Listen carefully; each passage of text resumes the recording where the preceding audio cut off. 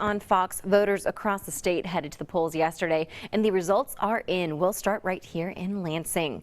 All right, the Lansing School District is declaring victory this morning as its $120 million bond proposal appears to have passed. The bond will go towards building and technology upgrades, the Lansing Pathway Promise, as well as renovating Pattongill Middle School to become the new Eastern High School. With nearly all the precincts in Lansing reporting 61% of voters approved the bond, while only 39% turned it down.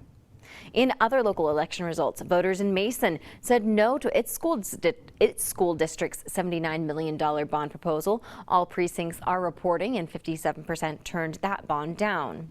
But voters did approve Proposal 2 from Mason Public Schools, which renews the district's sinking fund millage for 10 years. 68% of voters there said yes to the millage renewal.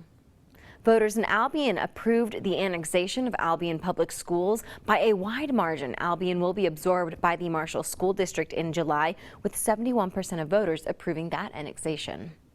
The bond proposal for Dansville schools has passed, allowing the district to borrow $26.5 million. The funds will help build a new high school and update the middle school. 58% of voters approved that bond. Voters in Eaton Rapids approved their school's district's sinking fund millage in a closer race. 52% said yes, while 48% said no.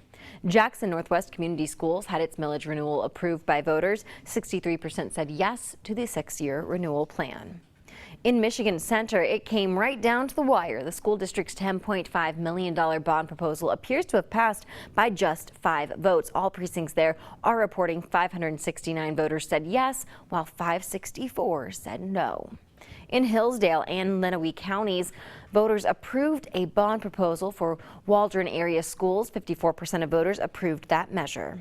And in Jackson County, residents voted to assess a charge of up to $1.50 per month on landlines and other phone services to help fund the 911 center and increase staff. 53% of voters voted yes to the added charge. In